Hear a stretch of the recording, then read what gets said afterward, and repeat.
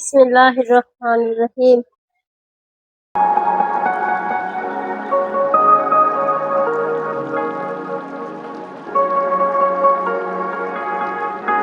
আসসালামু আলাইকুম।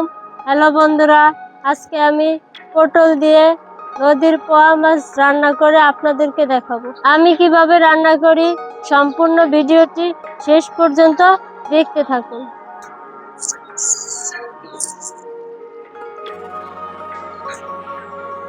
প্রথমে আমরা পটলগুলোকে ভালো করে কেটে নেব।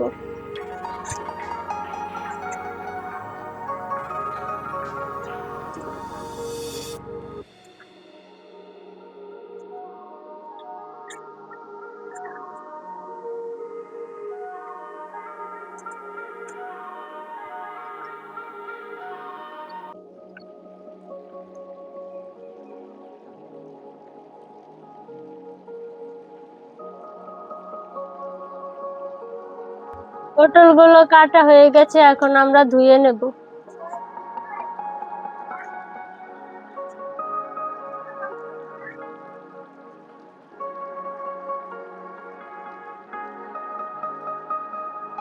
পুকুর ঘাটে চলে এসেছি, এখন আমরা পটলগুলো ভালো করে ধুয়ে নেব।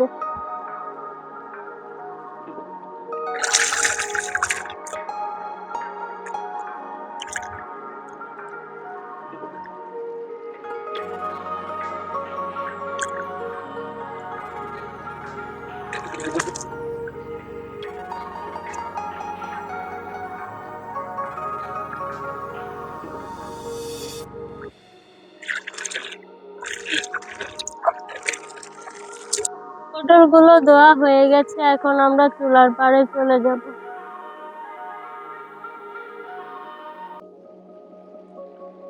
প্রথমে মাছগুলো ভাজার জন্য দিয়ে দিচ্ছি সামান্য পরিমাণে হলুদের গুঁড়ো,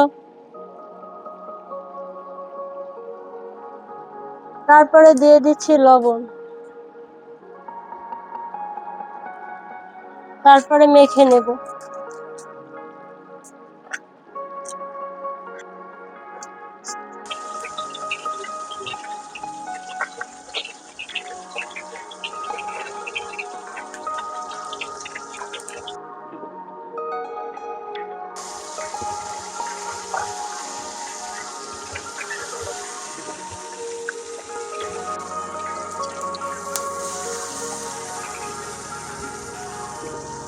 মাছগুলো ভাজা হয়ে গেছে, এবার আমি উঠিয়ে নেব।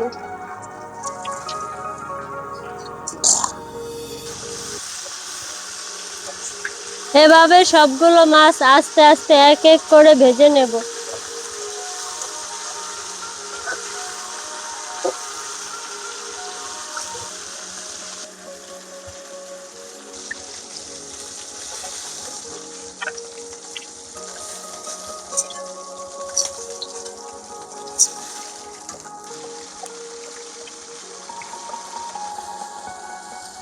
সবগুলো মাছ ভাজা হয়ে গেছে, এখন আমি নামিয়ে নেব। এবার তরকারি রান্না করার জন্য চুলাতে কড়াই বসিয়ে দেব। এবার আমি তেল দিয়ে দেব।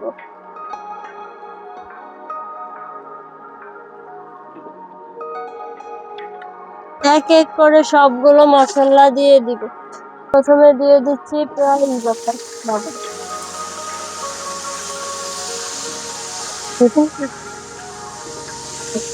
তারপরে দিয়ে দিচ্ছি রসুন বাটা,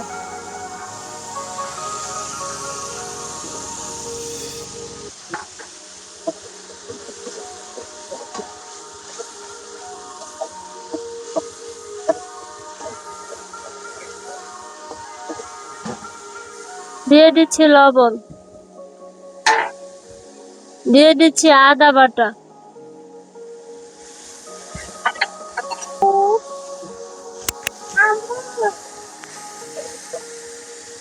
দিয়ে দিচ্ছি সামান্য একটু পানি,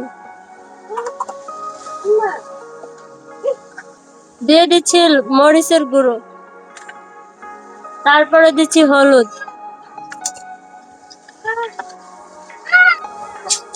ভালো করে একটু নাড়াচাড়া করে নেব।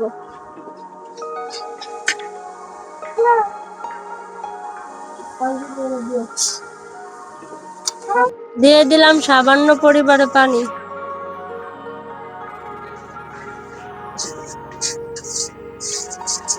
এবার দিয়ে দিলাম পটলগুলো কষানোর জন্য। পটলগুলোকে ভালো করে নেড়ে চেড়ে নেব।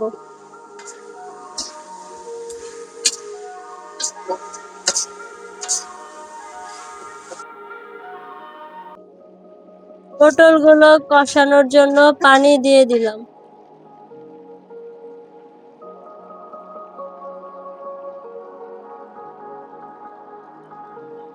কষানোর জন্য একটু ঢেকে রাখলাম। পটল কষানো হয়ে গেছে, এখন আমি সিদ্ধ হওয়ার জন্য আরেকটু পানি দিয়ে দিব।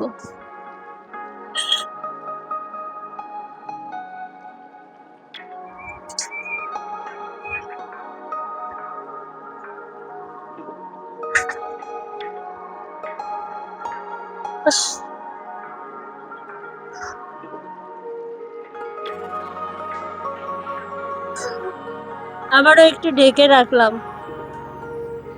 পটলগুলো সিদ্ধ হয়ে গেছে, এখন আমি মাছ দিয়ে দেব।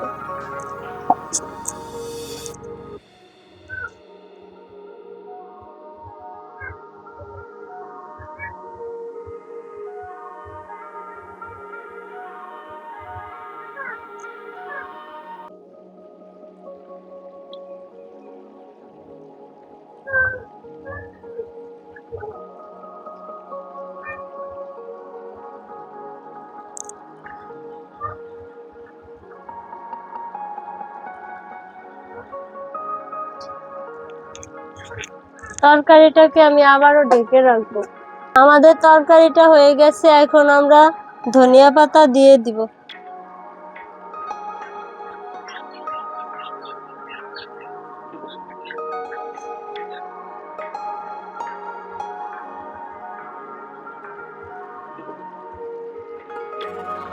আবারও 2 মিনিটের জন্য ঢেকে দিব।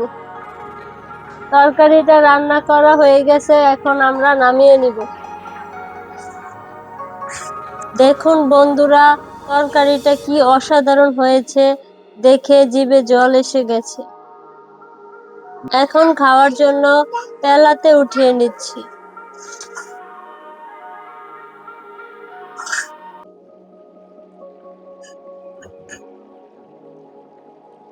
এখন খেয়ে দেখবো নদীর পোয়া মাছের স্বাদ কেমন হয়েছে।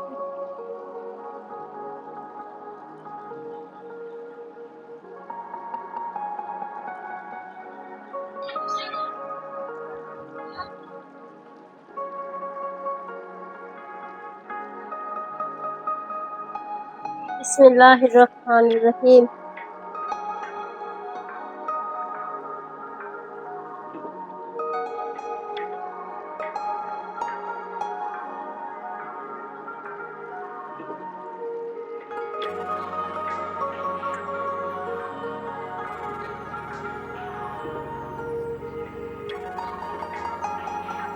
আলহামদুলিল্লাহ, আমার কাছে খুব স্বাদ এবং অনেক ভালো লেগেছে।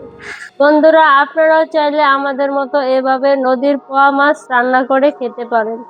আমাদের ভিডিওটি যদি ভালো লেগে থাকে অবশ্যই লাইক, কমেন্ট এবং শেয়ার করে দিবেন। নতুন নতুন এরকম ভিডিও দেখতে চাইলে অবশ্যই আমাদের চ্যানেলটিকে সাবস্ক্রাইব করে রাখবেন। আল্লাহ হাফেজ।